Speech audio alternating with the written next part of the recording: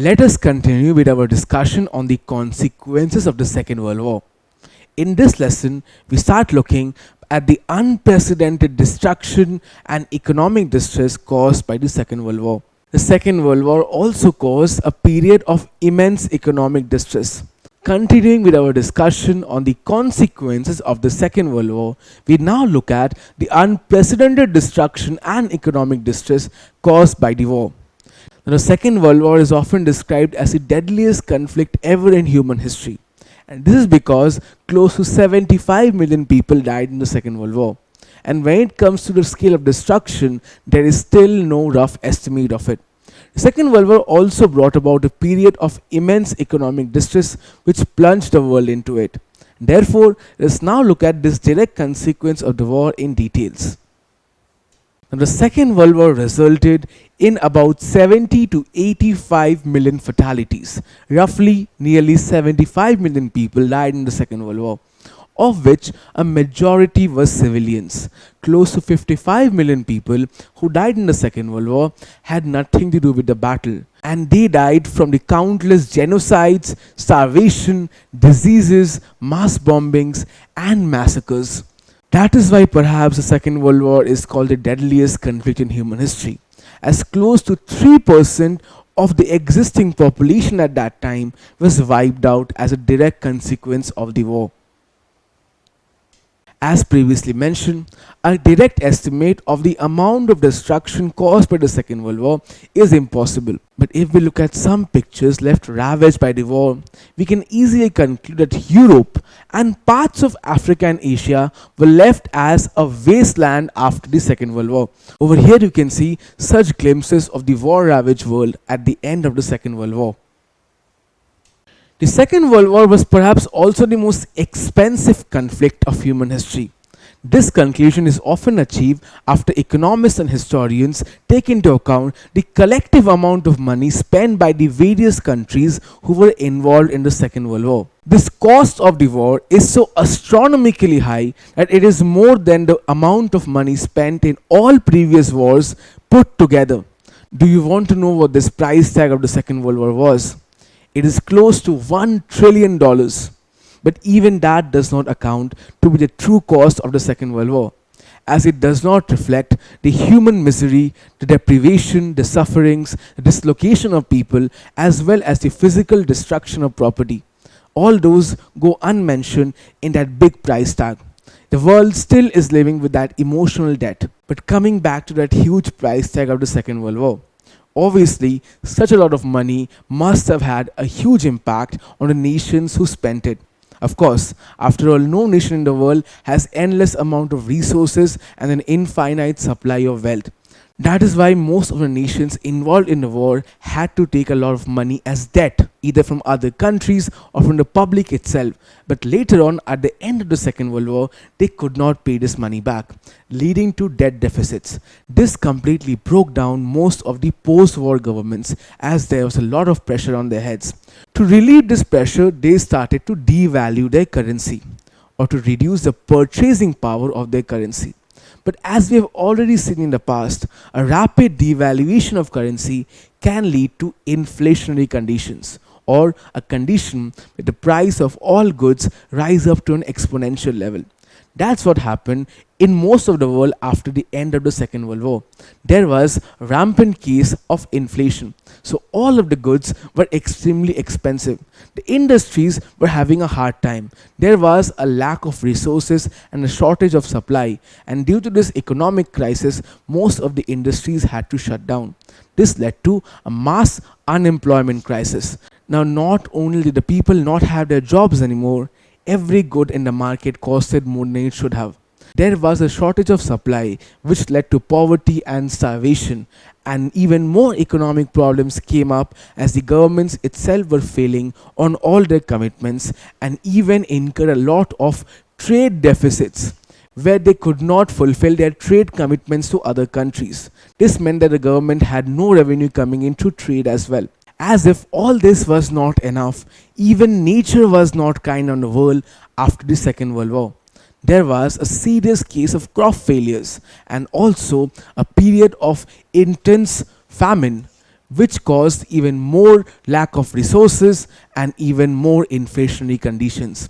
All this collectively made the governments fail in their purpose and completely brought all forms of post war reconstruction efforts to a freeze. This meant that the standards of living went even further down. So, this was the period of economic distress faced by the world after the end of the Second World War, almost at par with the Great Depression after the First World War. Therefore, the entire world was miserable and in immense distress. Take the United Kingdom for example, the once mighty British Empire and a major allied nation which won the Second World War, went from being the world's greatest creditor to being the world's greatest debtor. So, this period is almost a period of misery. But perhaps nowhere else in the world was this misery felt more than in various regions of Eastern Europe.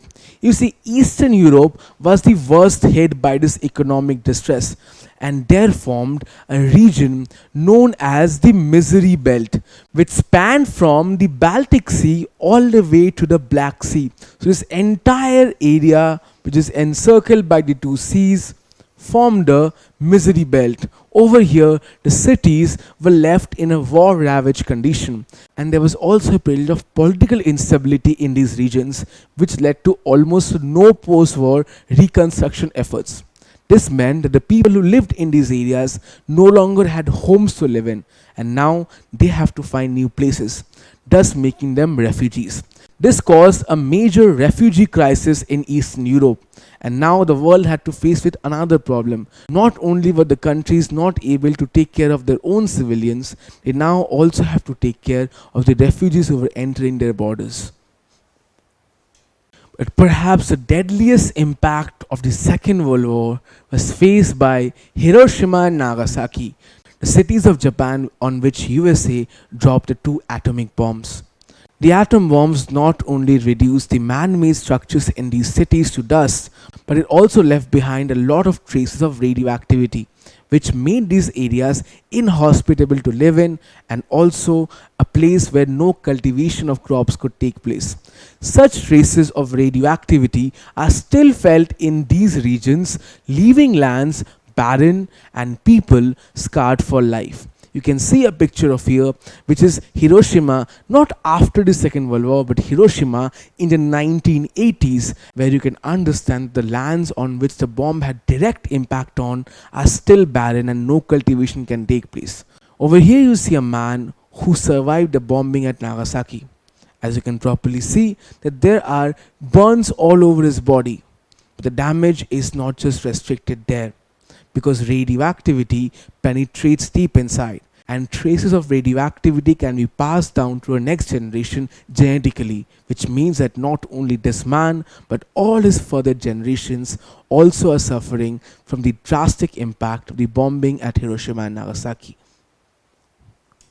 You must remember the saying that only the dead remember the end of the war, because the consequences and the impact of a war is ever going. Because as long one is alive, the impact of a war lives on with them, and only the ones who have died in battle or in the war itself can remember the war ending. When it comes to the Second World War, close to 75 million people remember the end of the Second World War. However, this astronomical figure is not the astonishing fact. The shocking fact is that majority of these people were civilians who had nothing to do with the war itself. Not only did the Second World War bring the conflict to the backyard of innocent civilians, it also dragged them out of the door and into concentration camps, gas chambers, and bunkers. Quite truly, this was the deadliest conflict in human history. Over here we see some memorial monuments built to honor and revere the dead in the war. This is the Second World War Memorial Monument at Washington DC, USA. Over here you see the Holocaust Memorial Monument at Berlin, Germany. Over here you see another monument built to revere the ones who lost their life in the Holocaust, built in Israel. And finally over here you see the Hiroshima Peace Memorial in Hiroshima, Japan. The purpose of those monuments is not just to revere the ones who lost their lives. It also are memorial or reminder monuments, which means that it has a purpose to remind the world of the same thing which is still written on the walls of the various Nazi concentration camps. And what is that? Never again. And that is what is also our responsibility as a next generation, to keep a collective memory of all the atrocities of the Second World War, so we never again let a conflict of that scale occur in the world. However, let's now look at what the world did in the post-war period to make sure that such a conflict occurs never again. Now we shall be looking at the final and perhaps the most significant consequence of the Second World War, the formation of the United Nations Organization. Till now we have seen unprecedented level of damage, destruction and death. We also saw how many countries were left in shambles and their economies were left in an unrepairable condition. However, another conflict was immediately brewing at the end of the Second World War itself. And we already saw what this conflict was: the Cold War. The Cold War had the potential to cause another world war. But that was a dire circumstance because the world now had nuclear weapons. The entire world realized that if another world war breaks out, there will not be a world to save at the end of it. And therefore, they realized that they need an effective peacekeeping organization, one which maintains peace in the world and also keeps all nations together in harmony and cooperation. And thus came the idea of the creation of the United Nations Organization. Now, there already existed a peacekeeping organization by the name of the League of Nations. But as we already remember, the League of Nations, which was built after the First World War, failed in its purpose being to avoid a war at the scale of the First World War. However, the Second World War still broke out and it proved to be much deadlier than the First World War. And that is why the world realized that now they need a replacement organization which would be able to take up the responsibility from the League of Nations but execute these responsibilities in a much more effective and in a much more collaborative manner. Over here we see a satirical depiction of how ineffective the League of Nations actually was, where it is not being able to stop the conflict between various nations which led to a Second World War. And since the League of Nations eventually failed in its purpose, the world started to incept a new replacement organization. And therefore, with that understanding in mind, representatives of 50 nations under the leadership and behest of the Allied powers, the ones who won the Second World War, met at Yalta, which was in the Soviet Union, on 25th April 1945, with the purpose of establishing a new world peacekeeping organization. This was known as the Yalta Conference. We can see the three main leaders of the Allied nations: Stalin of Soviet Russia, Franklin Roosevelt of USA, and Winston Churchill of UK, sitting together surrounded by various other military generals and leaders of the other nations who participated at the Yalta Conference. And over here you can see important discussions are going on in the proceeding of the Yalta Conference. The Yalta Conference had a lot of significance when it comes to building a new world order, and we will see that in the next lesson. But what the Yalta Conference did in this case was to lay the ideological formation of the United Nations. Can you answer this question? When was the Yalta Conference held? Was it on 25th April 1945, 25th July 1945, 25th October 1945, or 25th September 1945? The correct answer is 25th April 1945.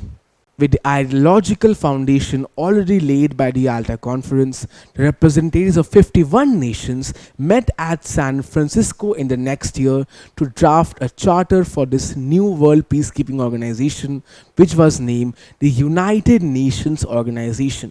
And this charter was to embody the spirit and principles of this new organization. Once this charter was drafted, all that was left was its acceptance. And finally, when the UN Charter was ratified by major nations such as China, France, the Soviet Union, the United Kingdom, the United States, and also all the other nations as its signatories, the United Nations organization came into existence. The day this happened was on 24th October 1945, and this is the day when the United Nations organization came into existence. To mark the day when the United Nations organization was formed, 24th October is celebrated as United Nations Day each year. So we saw the formation of the United Nations organization, a consequence of the Second World War, which is perhaps the most important and significant. Now the world had a new beacon for hope and peace. Now, how successful the United Nations was is a different discussion altogether. But the fact that the UN is active till this date and is instrumental in making nations cooperate speaks a lot of its success. The UN, in fact, has been more successful than its forerunner, the League of Nations, when it comes to maintaining international peace and security. That brings us to the end of our discussion surrounding the Second World War. We started this discussion from the origins and the background of the Second World War. Then we saw the various causes which led to the outbreak of the Second World War. Then we saw the outbreak of the Second World War itself, moving on to various events which took place during the course of the Second World War. Then we finally saw how the World War came to an end, and then traced the various consequences that came up after the end of the Second World War. Our discussion ended with the formation of the United Nations organization. And in the next chapter, we'll look at the UN in detail. Don't forget to subscribe to our channel and hit the bell icon. You can also register for free at DeltaStep.com or download the DeltaStep app to learn one-to-one with our amazing teachers, or to get access to all our 5,000 plus amazing videos as per your school syllabus. Master each topic with our adaptive practice technology. Get million plus questions with step-by-step solutions and unlimited mock tests. Get all your doubts resolved instantly. Learn via games and win amazing prizes like PlayStations and iPads. So at DeltaStep, learning is not just fun and easy, it is rewarding too. So register for free now.